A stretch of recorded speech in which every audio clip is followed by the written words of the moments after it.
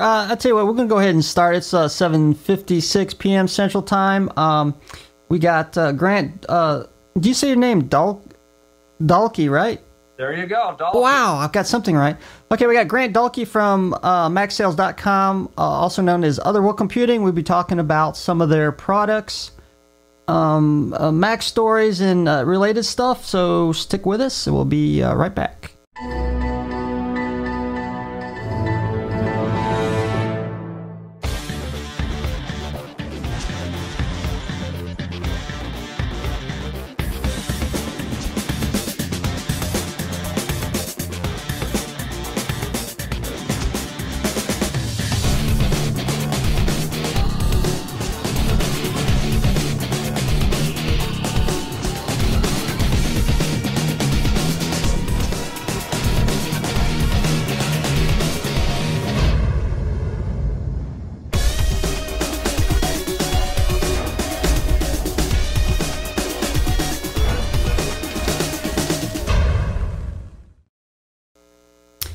Okay, we're back, and let's see.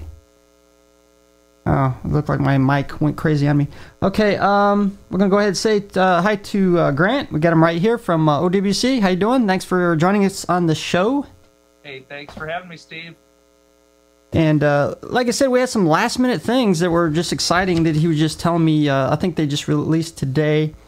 And you know, let's. I'm gonna ask him about some of his background. How he got into computing, and he said he's been doing it since the 80s. And how did he get started with MacSales.com? Yeah, well, that's a really cool story. So if you're ready for me to dive in, I'll just take it away. Oh yeah, go ahead. It's all yours. Well, back in the day, high tech consisted of a auto-correcting typewriter and or a terminal. And I really wasn't much of a techie, and I ended up going. I was in the ad agency business, working for agencies, and I made my first jump over to the client side, and it was for a company called Laser Computer Inc., which was a division of VTech. So some of you may know VTech toys, VTech phones, but Laser Computer Inc., our claim to fame was we had the only Apple II compatible on the market. And some of you smart people will say, wait a second, there were others. Yes, there were others, but they all got shut down by Apple. Ours was the only legally authorized Apple II compatible on the market. You can do some research on that, and there's all sorts of good stories about it on the web.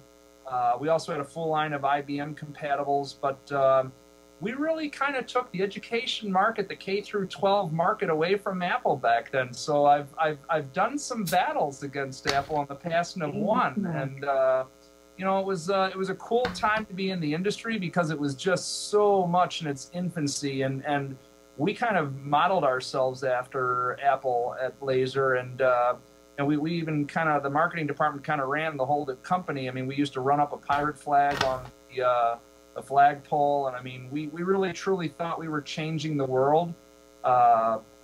Unfortunately, sometimes politics enter into a company, and the company no longer exists, and it still kind of saddens me because there was some really great, very intelligent people working at Laser. And I mean, obviously there had to be to be able to create a product that was legally compatible, because let's face it, not too many people have ever made a machine or CPU that's compatible and got to continually market it.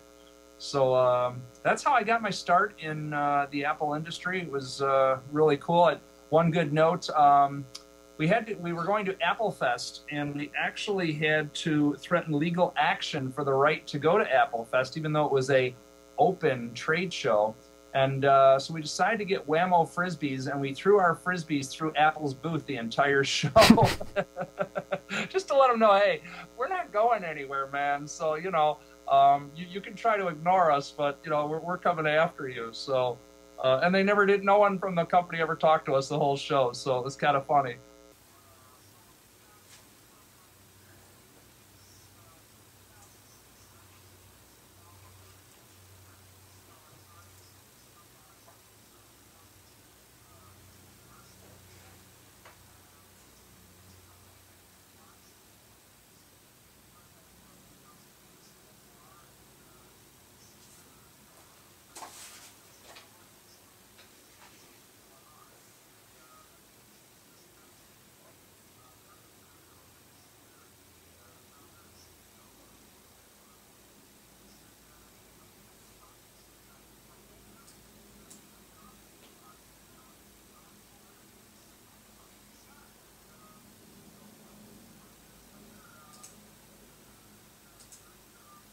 manager of marketing, PR, and social media.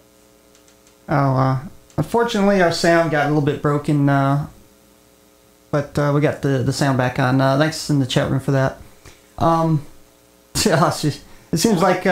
what did we miss? I don't know. It's like every time, I set everything up perfect, and before, with the new Wirecast, like 4.0.1, you got to select for each shot, which I made sure, but for some reason it got set differently. I don't know why, but luckily somebody caught it in the chat room. That's why I like the people in the chat room. They got my back on that one. So now I know. I think you see, isn't OWC like started in 1988, right? Larry O'Connor, the founder and CEO, founded the company in 1988 in his father's garage at the age of 14.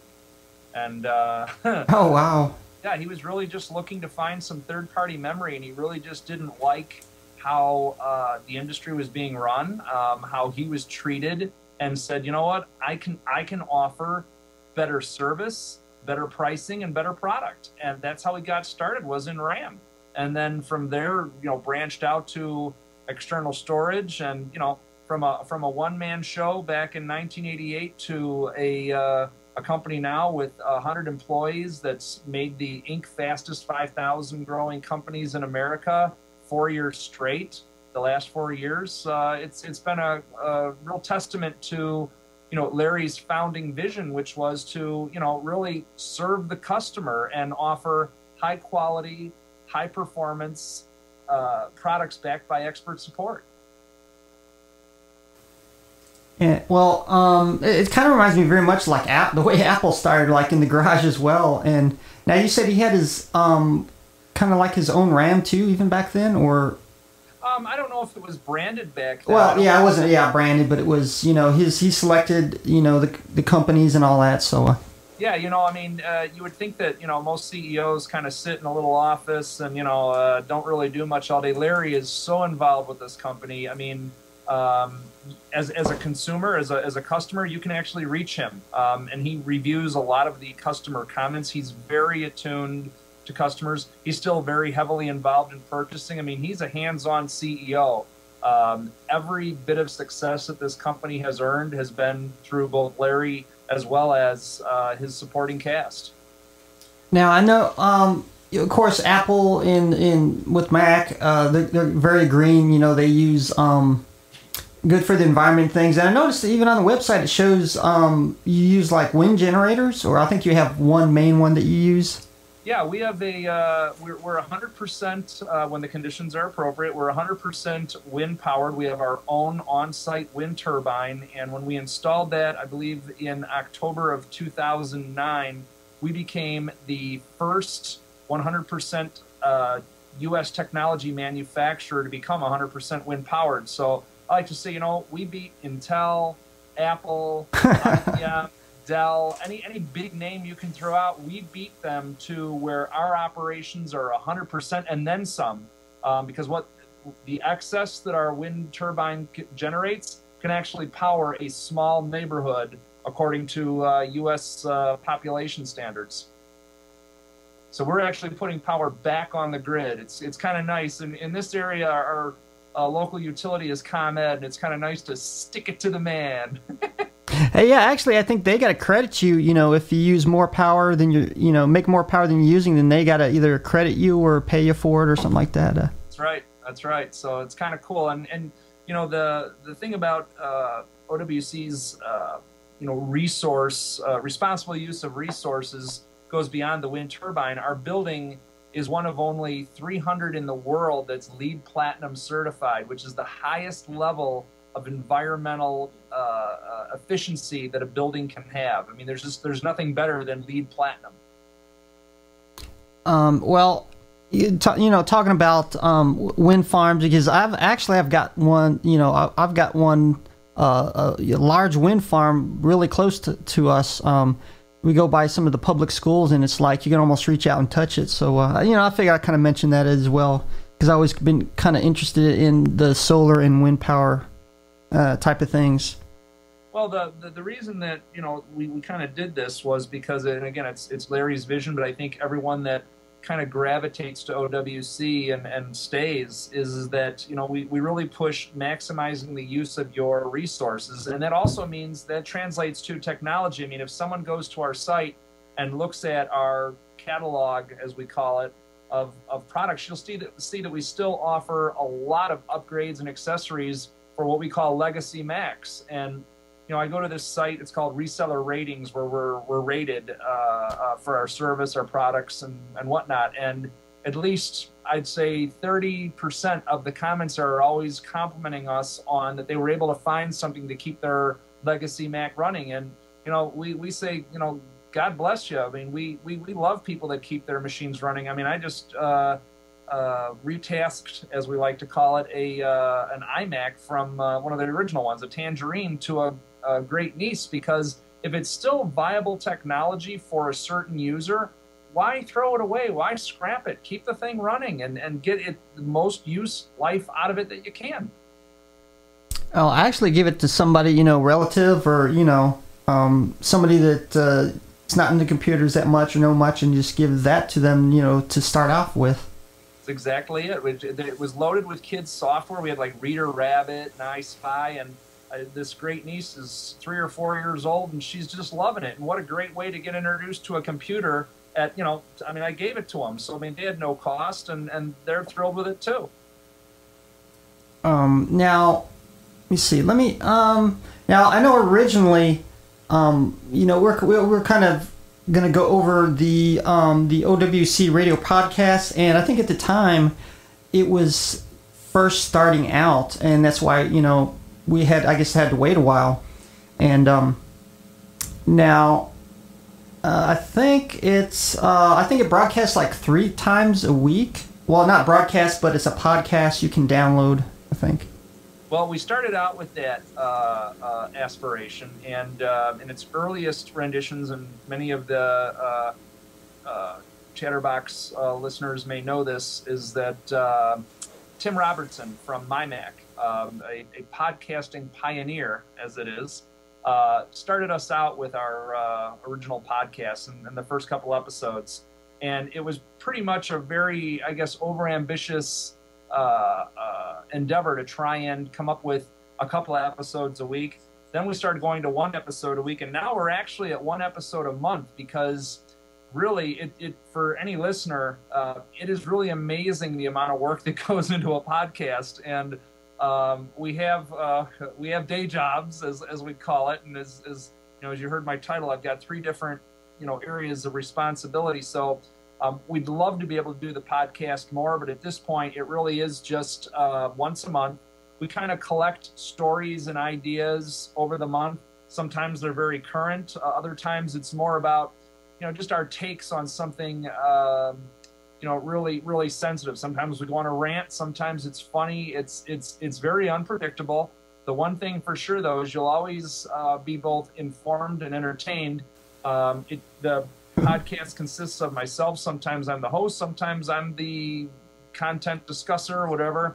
Other people here are OWC Mike H., who's our graphic design manager, and OWC Mike P., who is one of our marketing communications specialists, and OWC Chris S., who is one of our lead bloggers. So there's really a great background of information. These guys way more know about Macs and history than I do, that's for sure. I mean, you want to know what's going on with the iPad, Mike H., and you'd say, well, what's a graphic designer know? This guy knows his stuff. In fact, we have an article up on our blog right now comparing the 2 service plans between Verizon and AT&T for the iPad 2, which goes on sale this Friday. And we've been complimented over and over and over socially in a variety of different ways, Twitter, Facebook, whatever, that it's the best side-by-side comparison that anyone's put out, even better than a leading Mac-oriented publication and website. So, you really got to know your stuff here at times to be effective both internally as well as externally. I mean, your listeners are listening in to try and learn something tonight, and you wouldn't have me on the show if there wasn't something that I could impart upon them. So Now, okay, originally I think I listened to the first podcast and some miscellaneous ones, and I think the first one mentioned that it was going to be 3 times a week, and I didn't realize they made it to once a month, because it does really take a lot of production behind the scenes than most people realize, setting things up and all that. Yeah, I mean, there's a good hour of setup. Mike P is kind of our technician on it, and then as you've been experiencing, you do any kind of little move in the podcast, and that can throw off all sorts of settings. Depending upon, I wear a headset mic, and if I don't talk this loud during the beginning, then I start pegging the volume meters, and then it just comes out garbled. So there's a lot of little settings, and then throughout the show, you really want to save from time to time, because the file gets quite big, and then all of a sudden you've recorded a show and you go back to hear it, to edit it, or to add some effects to it, and you don't have a show. Now, I think originally when we're gonna have the whole.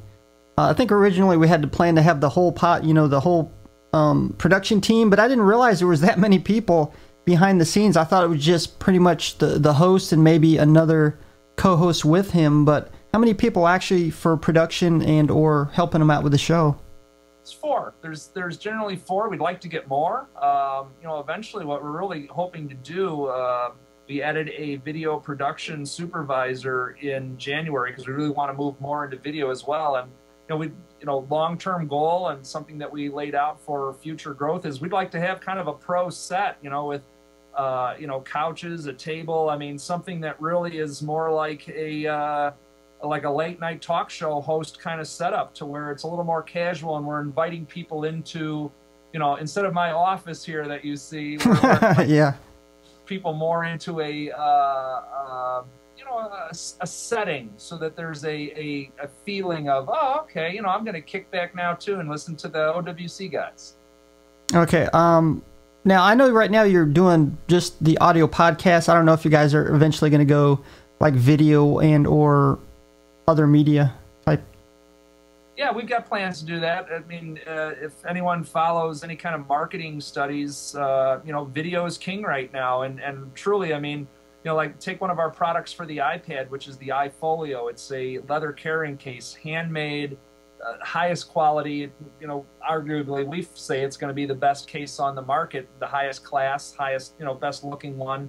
You really can't, in a static page, even though we've got great shots, we've got great descriptions, you really can't, as a user, really get a feel for it unless you see a video of it. And, you got to do a video somewhat kind of, I mean, I don't want to say like Vanna White, but I mean, you got to yeah.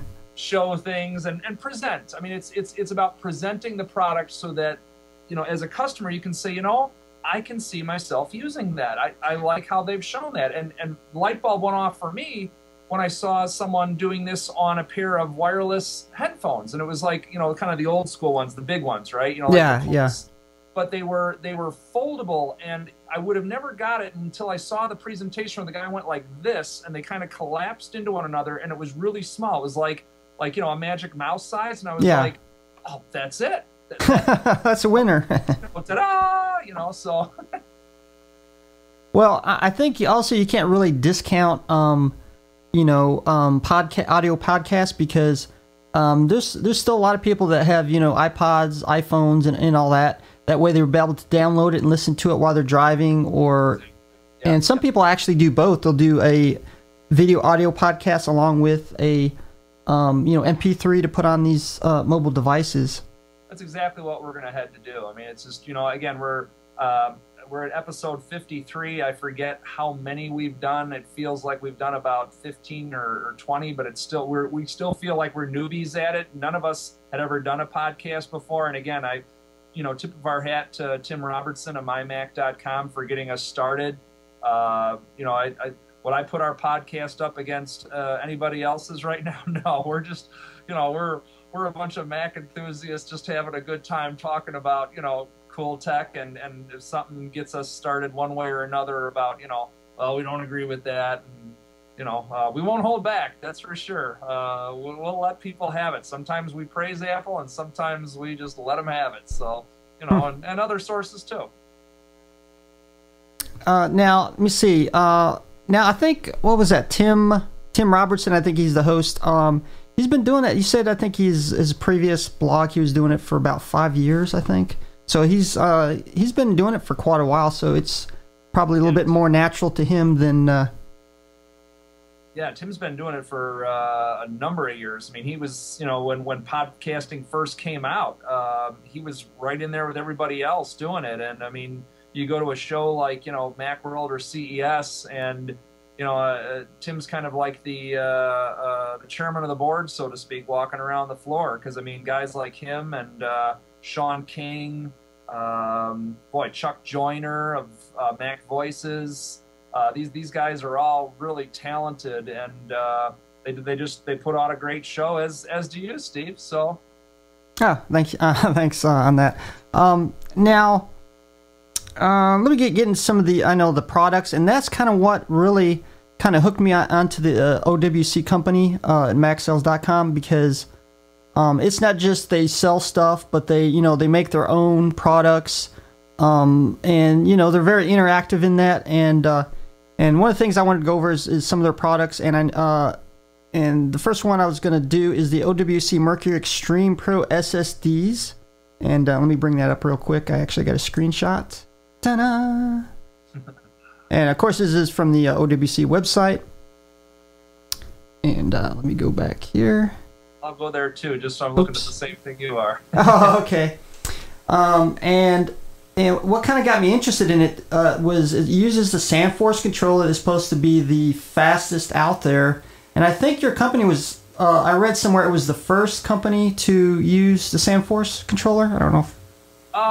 Not exactly. There was some other development. What we like to tell people is we were actually kind of late to the game, because the SSD game, nothing out there really met with our criteria, and that was that a lot of SSDs were slowing down after initial use. And we said, well, that's not high performance. I mean, great, they're fast out of the box and they slow down. What's the point?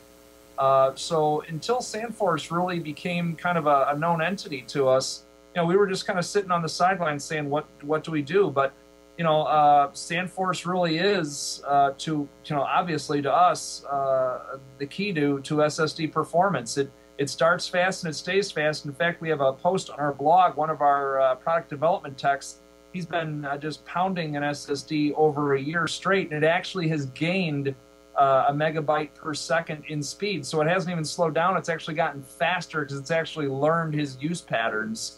But the SandForce processor and their technologies behind it really just, to kind of break it down into layman's terms, it just makes it almost bulletproof in reliability. You're not going to have any slowdown with over provisioning. And what I mean by that is that there's amount of cells that don't get written to, and they kind of act like almost redundancy within the SSD, so that if you do have a bad write or a bad piece of data, it just seamlessly skips that and goes on to the next data block. So, I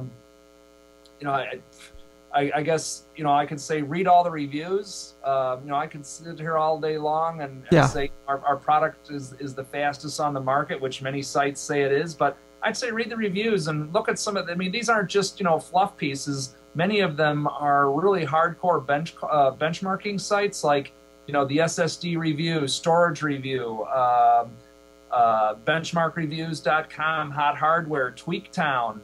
They've all put it through its paces, and the jury voted that product's great. Well, actually, they are coming out. SandForce anyway. They're coming out with I think a new controller, SSD controller. Now, I think we may not be able to talk about that because I know any new products that you guys develop with that, we can't talk about. But supposedly, maybe it might even be faster for the future. And there's a couple of things to keep in mind about SSDs, and I appreciate the sensitivity, and I hope your guests do too. Obviously, we can't discuss any specific product developments until they're released. We just don't like to do it. It goes back to my days at Laser Computer, where you don't really announce a product until it's in the warehouse ready to ship, because otherwise it's vaporware, and we never want to get that reputation at OWC. We deliver. We don't pre-announce and try and steal thunder and then not deliver. So all I can say is that if your guests and listeners in the future are following developments in the SSD market, yes, SandForce has got a couple of different processors coming out. There's a switch to from 35 nanometer flash to 25 nanometer. There's developments in the SSD market, and as those developments come about, we certainly will take a look at them and decide if they're appropriate for our line. Yeah, obviously, yeah, I was kind of careful on some of the things we can't talk about because, of course, you really you tell people the new something new's coming out, and then you got to think other companies see that, and they're rushing to do the same thing. So I could see why you don't want to really do it until you officially release it. So that makes sense, at least in. Yeah, that, and we just don't want to disappoint people. I mean, they're will I say that we've never pre-announced a product? No. Sometimes we say when it's actually be available for shipping, but it's just best practice not to say, hey, we're looking into this, because then they'll say, well, do you have an ETA? I mean, like when the new MacBook Pros came out and Thunderbolt was announced, I mean, I can't tell you how many people yeah. ask almost on a daily basis, when are you going to have an external storage enclosure with? I wish I knew. But I mean, no, I mean, obviously, if anyone knows OWC's history, we've got a solid history, and including, we could touch on it just as of today, of having industry firsts and being a leader in a lot of product development. And you can, bet your last upgrade dollar, so to speak, that we're kind of seen as a leader in the SSD market right now, and we're not going to let that slip away anytime soon. Now, I also know that with the SandForce controllers, they have some kind of built-in garbage collection, or that. Well, right now, there's besides Windows, there's not any thing that does trim support type of stuff, but it does have some kind of built-in collection that it prevents, I don't know if it's fragmentation or whatever it is. I haven't really looked up that much on the... Well, what it's called DuraClass technology. It's SandForce proprietary technology, and it really offers, ultra-efficient block management and wear leveling. And I'll give you an example on, what that means. Some of the space, and that's when we talked about the over-provisioning, like, take our 240 gig SSD, for example. It's really a 256, but with 7% over provisioning. And what that space is allotted for is, under the DuraClass technology, there's called a RAID, which is redundant array of independent silicon elements, which really provide kind of RAID-like data protection and reliability without the loss of transfer speeds. So it just, again, it's kind of real-time redundancy, error correction, and reserve cell space, to where you really don't need trim. It's to us, it's faster and more efficient and better than trim. Oh, okay, that's good. I mean, I admit I'm not up to, I haven't really been studying into SSDs that much, because I know they got supposedly trim, and you can't, supposedly, like, you can't defragment a SSD or something like that, or I don't know the. I'm not sure. We haven't had that need to do so. I mean, the SSDs that we have, I mean, they do offer trim support in Windows 7. I mean, whether it's not just a Mac SSD. I mean, it's for Mac PC users, and we've had a variety of different sites, whether they be Mac oriented or PC oriented, test it with no problem whatsoever. So, you can really get hung up in the specs on an SSD, and as we try and tell people, really look at some of our shootout videos, and you can find those, just go to our site, macsales.com, look for the SSDs. We take a variety of different machines and show a boot and app load routine, which is real world, booting your machine and then loading, let's say, in our case, what we use is 4 or 5 apps within Creative Suite 5. I mean, it's a common procedure for many creative folks. I mean, like, I load 5 apps when I start my machine up. And the difference in time is just amazing. And I mean, if it's kind of almost like a processor upgrade of old. If any one of your listeners have ever had like a G3 or a G4 and added a processor upgrade so they could speed up their machine, it's what an SSD really does. It's not really so much the storage capacity, because as you heard me talk about 240 gig, and you're like, 240 gig, we can get, 3 terabyte drives now. What are we doing here? It really is about boosting your system performance, as well as, you can use it for storage.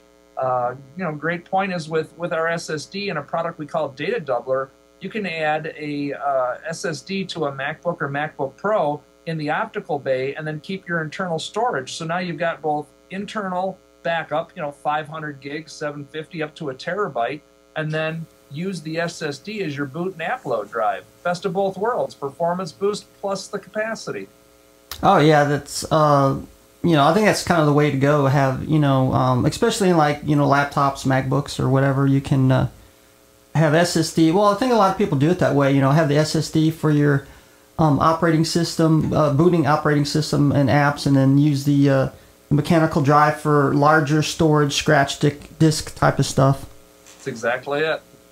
Now, I also want to kind of throw this in there because I know with my other viewers, I showed installing a OWC SSD drive into my MacBook Pro, and there was some problems, but luckily Grant sent me some information for it last week that actually explained some of it. But I had I think some performance issues, which I kind of maybe attributed to the Wake on Sleep, and which is I think maybe on the SandForce firmware. And I know there is a firmware update for that, but unfortunately it's got to be in Windows for right now, and it has to be it's got to have like a Windows file system as well. And I think another thing that Grant mentioned in his email was it's certain type of logic boards, and when I checked my MacBook Pro, those were one of the computers that was affected both by the perhaps the logic board and or the wake from sleep problem, which is I think I got a MacBook Pro early 2009 edition. So I just want to throw your thoughts into that there, Grant. Yeah, well, what happened was there was a kind of a perfect storm of things. First of all, Apple, throughout the run of the 5.1 through 5.4 Model ID MacBook Pros, they modified a bunch of the logic boards over time, and there's no reference source we can go to and look at that and say, okay, well, based on that, we know this. So it did affect SSDs that we sold prior to January 31st. But as you mentioned, we do have a firmware upgrade option, or update, I should say, not upgrade. And there's actually 2 ways you can update your firmware. You can do it via a Windows machine if you have access to a Windows machine. If you don't, you can send us your drive back and we'll do it for you. I should point out that no other SandForce processor-based SSD manufacturer has a Macintosh updater. It's not exactly the easiest thing to do. So it's not like, OWC isn't with the times, and no other, whether any other manufacturer, if they've got a SandForce-based processor SSD, they don't have an updater. We are working on one. We are. It's taking longer than what we expected. Again, do I want to announce anything? No, because then, hey, on Chatterbox, you said it was going to be. Okay. So, well, actually, so bottom line, the Mac-based firmware updater is coming. We're working on it diligently, but there are 2 other options available to you. And again, it's whether you have access to a Win-based machine, or if you don't, just get a hold of our customer service tech support folks. We've got 24/7 live chat, so you can do this at 2, 3 in the morning if you want to, and just arrange to have your drive sent back to us, and we'll flash it for you. Now I think where I read about they're perhaps developing a SandForce firmware updater, for Mac or Linux. I think that I thought I read that from perhaps that was put out by SandForce and not necessarily OWC or anything like that. Well, working on it ourselves. I don't know. Oh, okay. In conjunction with SandForce, but I know we specifically are working on our own updater. Oh, okay. Okay, I thought I read that from SandForce somewhere on a news thing from their company, I guess. Could be. Now, I also know, well, I know some of the earlier SSDs that came out, and I was a little apprehensive of perhaps getting SSD for, for some computers, because I know when they first came out, they were a little bit unreliable, and they tended to have some early failures. Now, I think the technology is about 4 or 5 years old now, and on the most part, we are not seeing that with the few exceptions that we just stated a little bit earlier. And well, somebody actually also mentioned something about SSDs and servers, perhaps not the best to use. We do have a line of SSDs. When you said the Mercury Extreme Pro SSD, we have one called the Mercury Extreme Pro RE, which is RAID enhanced. It has 28% over provisioning. That really would be for a server environment where there's multiple, 4K, the small random read writes, let's say like for high transactional databases, as I always use, like a credit card processing company, an e-com company, those SSDs would do absolutely just fine in that environment because you need the extra over provisioning in that regard. For just a common user, it doesn't make any sense to have that kind of over provisioning level. Oh yeah, okay. Now that you mentioned it, there is two different kind of like types. Perhaps one's for the regular consumer and the other one for enterprise server or workstation use, I suppose. But yeah, you're right. I do know you guys have two types of SSD drives. And I think there's also a few miscellaneous things on there. And I was kind of wondering that perhaps maybe it was the operating system itself sees the SSD as a mechanical drive just because that's the way it has been before, like wake on sleep or shut down hard drive when possible, like in Mac and Windows, and then where SSD drives, obviously they got to be energized all the time, I believe. You think there's that has something to do with that, just the way the operating was designed to see the hard drive?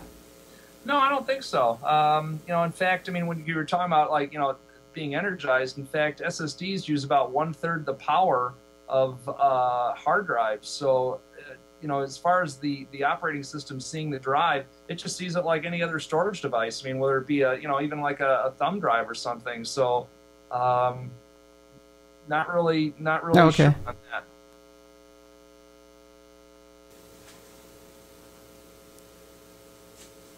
Okay, let me see. Oh, I got a bunch of notes in here. And now let me go ahead and go into.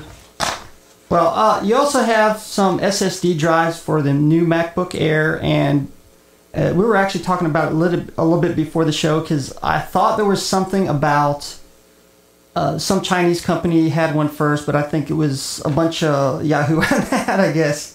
But it was kind of funny. Right after I seen that, I guess Apple took them down or something, and a little bit later on, I've seen your memory for the new MacBook Airs, and let me go ahead and put up a. To tell your listeners, we're the first and only company to ship a SSD for the 2010 MacBook Air. There was another company that just unbelievably, the day after the machines were actually announced, had an SSD for it, and they not to throw out a curveball there, but that's where vaporware comes into play, and that term, and there was some situation between them and Apple, whether whatever that was, it was just that they didn't do things right. We created we engineered our own solution that doesn't violate any kind of patents or design or anything else, and it works absolutely flawlessly with the MacBook Air 2010 model. And I mean, I should point out, okay, so great, so you've got a different SSD for it. What does that give me? Well, it's 22% faster, and in fact, we're a little conservative on that. I think Storage Review just did an article on it where they were saying we were kind of conservative. They were finding 40 and 50% speed improvements over the factory SSD. It also gives you 50% more storage. I think the factory only goes up to 240, and we have a 360 model. So you know, there's, again, what we're always doing with an upgrade is we're looking for, you know, what we can give you more. Yeah, 3 times more capacity than the factory SSD options and 22% faster. And in fact, you see over my shoulder there that best of show that we got that at Macworld for the Mercury Aura Pro Express, which is the SSD for the MacBook Air 2010 models. No, I also know you sell like little toolkits, and actually I've got one myself for you know, because you're gonna need it, I think, for the new MacBook Air, because it uses like a Penelope type screwdriver. I think that's what Apple calls it or whatever. Right. For your viewers and listeners that don't know us, they should know that when we're going to create a solution, and we like to use that word here, we don't just create products, we create solutions. It comes with a pentalobe driver so that you have a complete kit ready to go. You have the SSD and the driver. We even do free installation videos to show you exactly how to do it.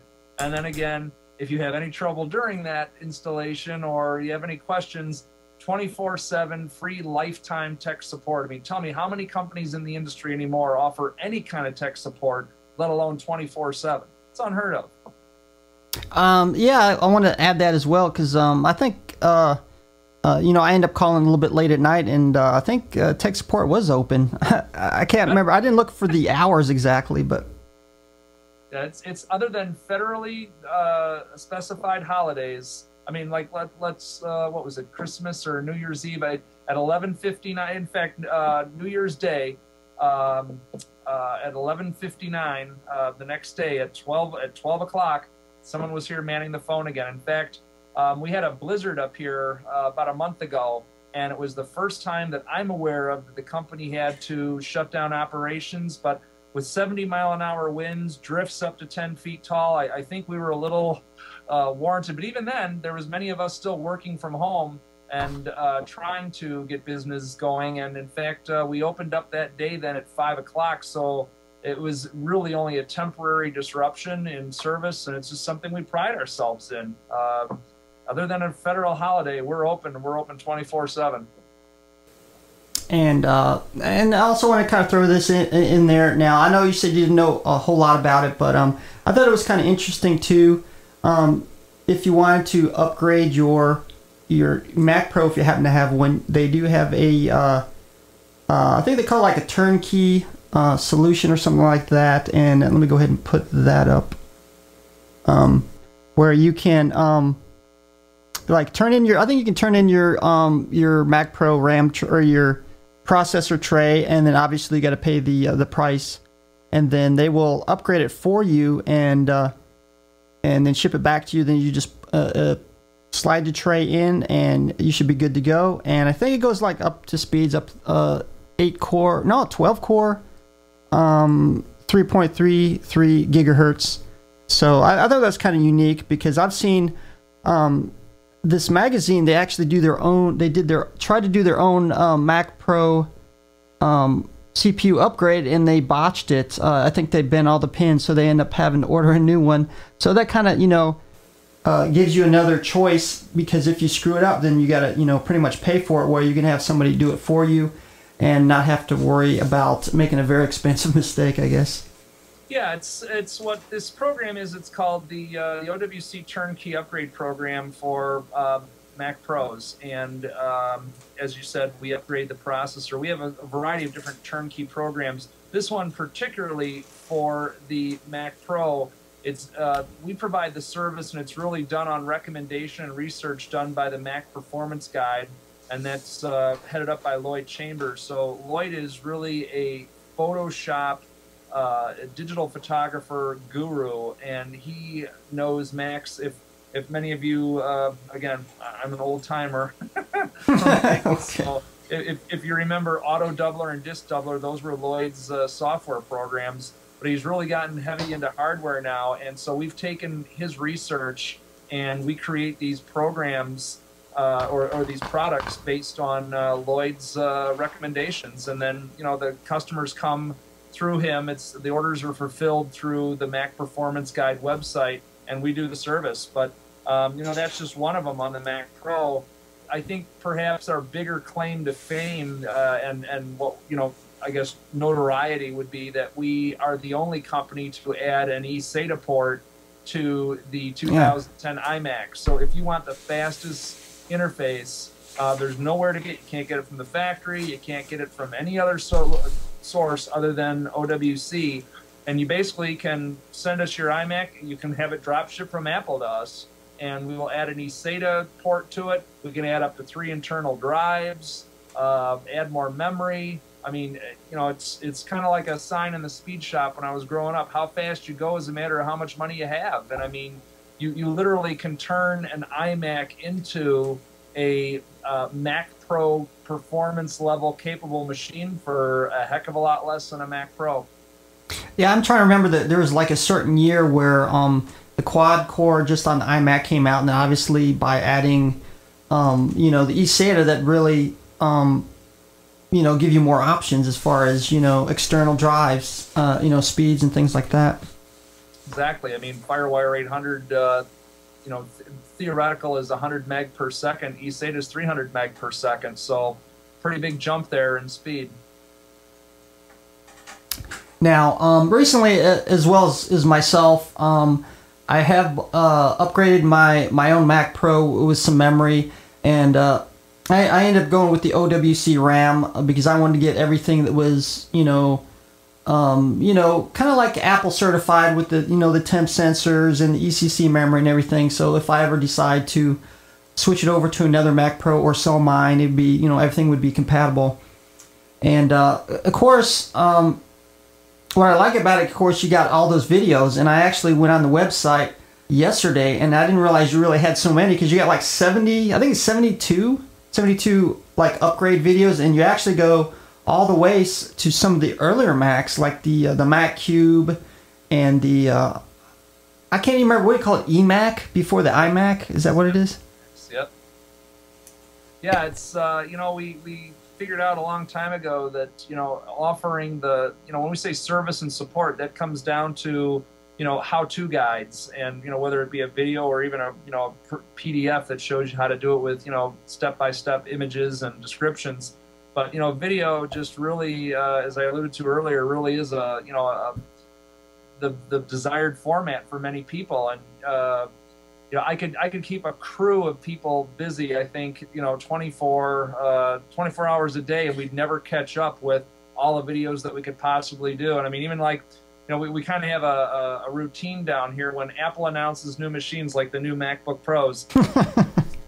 Nobody gets those machines. That Larry doesn't even get to play with those machines until graphics and marketing takes pictures, does video. We have to do install videos. We have to do benchmarking, which we show, you know, what the difference of various upgrades, whether it be RAM, SSD, you know, a 7200 RPM hard drive versus the factory 5400. All those things, it's like, you know, we can sit here and talk about how great all these things are, but the proof's in the performance and in the benchmark. So, yeah, I mean, I appreciate the compliment on the videos, and all I can tell people is, you know, check them out. And, you know, if you're watching this, listening to it, and you've never done a memory or a hard drive upgrade, you're not alone. There's a lot of people who are like, whoa, you know, that's an expensive device. It's $2,000. I'm not getting anywhere near it. I can tell you that one of the comments that really illuminated this for us was, we got a letter from a guy that said, you know, I was really hesitant about adding RAM to my machine, but after watching your video, I knew that I could do it. Thank you for helping me do this. He was a plumber. Now, to me, plumbers are like MacGyver, right? They can fix anything with they can defuse a nuclear bomb with chewing gum, a paper clip, and, you know, a Q-tip, right? Yeah. So for a plumber to be kind of a little hesitant about doing it, that said a lot. And I know that there's a lot of people out there that really are like, oh, geez, can I do it? Watch the video, you know, and just breathe deep, take your time, and realize we're going to give you everything you need, including, you know, if you're like, I don't know if I did that right, I'm going to call them. Call us. We'd be happy to answer your question. Now, I did, before I switch out the memory, I did review your video because, you know, even though it's simple and straightforward, there might be some steps in there that the user may not be aware of if, you know, they never done it before on a Mac computer. So Yeah, let's face it, there's a lot of people switching over, right? Yeah. Well, you know, you'd be surprised because here in America, I'm not talking globally, I think Macs are 30% in America. I think that was the latest that I've seen. And, well, worldwide, I think it's 10%. Yep. And they're getting slightly larger over time, so... And also, you said something new, because I know you guys do a lot of testing, you know, to see what these new Macs can do. And you said recently there was this new thing where there's a firmware update to allow, I'm guessing it's probably on the MacBooks or MacBook Pros, to go from 8 to 16 gigabytes of RAM. Now, I seen a firmware update to go from 4 to 8 gigs of RAM. Well, excuse me, on some of the older MacBook Pros, but can you tell us something about that? Yeah, last 2 weeks have been pretty exciting here at OWC when it comes to MacBook Pros and RAM. What we discovered last week was that on the late 2008 MacBook Pros, I think the model ID is 5,1. Apple at some point introduced a new EFI firmware version that allowed them to go beyond the 6 gigabyte that we had it pegged at. Apple only officially supported 4. If anyone knows anything about OWC, we're always pushing the envelope to see how much memory you can use effectively and properly. Because as our mantra here at OWC goes, more memory equals a faster Mac. Our benchmarking tests prove it all the time. So we were only supporting up to 6 gig, but we got a rumor going that, you know, that there was some sort of deal with this EFI update that was just done quietly, and it allowed you to actually use 8 gig then. You need that plus the latest version of OS X, which is 10.6.6. Those two things combined allow you to now double the RAM that Apple supports for those machines. So now you can put in 8 gigabyte of RAM in those late 2008 machines. Our blog has just gone crazy on this. It's probably one of the higher posts that we've ever done as far as traffic and comments. If you want to check that article out, I think the title is Secret in it, and you can go to blog.macsales.com, and it should be in the first 10 posts or so. The other big news about memory was today, actually, Steve. We are the world's first developer of an 8 gig module for the 2011 MacBook Pros. So now those machines were max option from the factory at 8 gig of RAM. We can now put that machine up to 16 gig of RAM. People say, well, why would I want to do that? Well, I can actually walk you through it. I don't know if you can do it so that your viewers and obviously the listeners can't, but if you go to our site, macsales.com, and you click on the Memory tab, right underneath where it's the Other World Computing, and then you go to MacBook Pro, you click on that, you'll see a little chart in the right-hand side, upper right side of the page. It says, View the latest memory performance tests here. Well, you click on that, and let's just go to the MacBook Pro 13-inch, for instance. You click on that. You just scroll down slightly, you can see the Photoshop Action Test Medium, and that test is actually by Lloyd Chambers, a Mac Performance Guide. Look at the difference from 4 gig to 16 gig and the time in minutes to run that action test. Even with 8 going to 16, it's just remarkable. And again, it substantially proves our phrase of more memory equals a faster Mac. And in fact, I think, and I didn't even have a chance to read this today because it was being done late in the day by OWC Mike P. But it's when you go from 4 to 16, you can go 50% faster. No, actually, yeah, you go 50% faster, and then when you put an SSD in it, it's 70% faster than the factory. Oh wow! It's so, I mean, you know, it's like getting a MacBook Pro that, you know, the factory doesn't even offer, and that most people wouldn't be able to buy. I mean, so just with, again, some watching our videos, buying these products and installing them, you can have a machine better than most people on the market. Well, I know before, like, I have a 2009 Mac Pro, and And I know you guys did some testing because originally when they came out, well, the quad cores and the 8 cores, I think the quad core could go up to 16. Don't quote me on this. And the 8 core Mac Pros could go up to 32.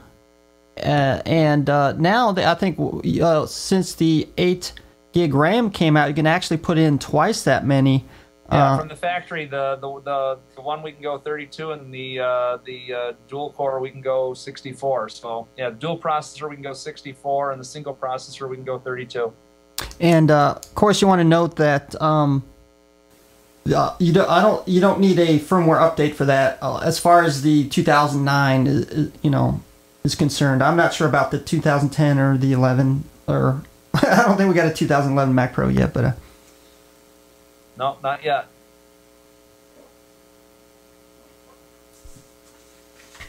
And let me see what else we got. Okay, we're going to be closing up the interview. Do we got anybody in the chat room want to ask Grant anything? I kind of usually when you have a guest, you kind of miss a lot of stuff that goes out in the chat. So I'll give you the opportunity for the chat room to go ahead and put in their input to Grant. And I'm scrolling up here, see if there's a... And may take a couple of seconds. I think some of these people are actually from... I think we got one from England, and so you got a little bit of a time delay. Cool. Thanks for joining us tonight. That's really cool. Okay, does Grant have an iPhone 4? That's what, Brad, 2007. Actually, Steve and I were talking about that a little bit before the show. As steeped as I am in technology here, for my personal use, I'm decidedly low tech. So no, I don't have an iPhone 4. But if your question is going, we do have something really cool that we just introduced for the iPhone 4. Many people may not know this, but there was a running change at a certain point to where the iPhone 4 now has pentalobe screws keeping it together. And, we said there's just no dang good reason why Apple should keep you out of your device. And we touched on this a little bit before we went live. You have the right to upgrade any Apple device. In fact, any kind of product you have. There's a consumer protection law that you should all familiarize yourselves with. It's called the Magnuson Moss Act. And a lot of this got started in the automotive aftermarket industry, to where people were adding like tires and rims, and then they had an engine failure, and the dealer and the manufacturer was saying, well, you voided your warranty, you put on different tires and rims. And don't think so. The burden of proof is on the manufacturer to prove that your modification broke the affected component. So what I'm saying is, you put in RAM or a hard drive, and all of a sudden you get a dead pixel on your display. As long as you didn't do anything to the display, it's covered under warranty. Now, if you're putting in a memory module and you put it in backwards, and you take a sledgehammer and you try and smash it into the seat, yeah, of course it's gonna void your warranty. So don't do anything that isn't within our videos, or that was within common sense. So. Mr. Lucky Leg said, what was that act again? He missed that. Magnuson Moss Act. Okay, Magnuson. That's a hard one to say for me. It's let me spell it. It's MAGNUSONMOSS. Okay, Magnuson. Yeah, that's a hard one. But so anyway, yeah. So we created a 7-piece toolkit then that has both the drivers, Phillips and pentalobe. So whichever screws your iPhone 4 has. We also include replacement Phillips screws with the blue thread lock on them, just like the factory. A couple of spudgers so that you can open your case up, and it's a nice little kit. I think it's $7.99 to let you open up your iPhone 4 and service it if you need to. Well, that's what I like about the kits, because they have just the right, the special sizes that all fit. Because usually you got to like run out, you buy a toolkit and you find out it's not the right size, and then. And, you can use it for other things. I've actually used this little, there's a plastic pry bar in here I actually used to upgrade the memory in my netbook. So it was useful in other ways, too. So yeah, that little, it's called a spudger. Oh, really? Spudger? Yeah, spudger. Oh, wow. Okay, I want to thank Grant Dahlke from MacSales.com for joining us. And last minute things with memory was very interesting, and I learned a lot. And any closing thoughts before you go? Oop. Yeah, just yeah, you know, thank you for everyone's interest, especially your guests from England. Wow, pretty flattering that you came all this way, so to speak, to listen to what I have to impart on the industry, on other world computing. If you don't know anything about us, we're just good folk. I'd like to say that just really want to help you get the most out of your Mac, whether it be longevity, performance, even appearance, and I guess in closing, we're not just about Macs. We also a lot of our products are PC oriented, as well as we have a bunch of iOS device products. We have some great products for the iPad, iPhone 4, and all the other iPhone versions. So, really check out our online catalog at MacSales.com. There's surely something that you can use, even if it's a toolkit. Oh yeah, I wanted to add that. Yeah, a lot of the stuff you can use for PCs, even possibly Linux if there's drivers for it. And so yeah, not just all Mac, some you can use in PCs as well. And thanks for stopping with us. And make sure you check out the website if you have Macs. It's a very interesting place to go. And we're going to go ahead and say goodbye to Grant. I don't know how to turn this off.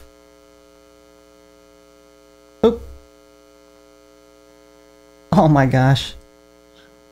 Oh, there we go. I couldn't figure out how to turn off Skype. Okay, there we go. Okay, see you later there, Grant.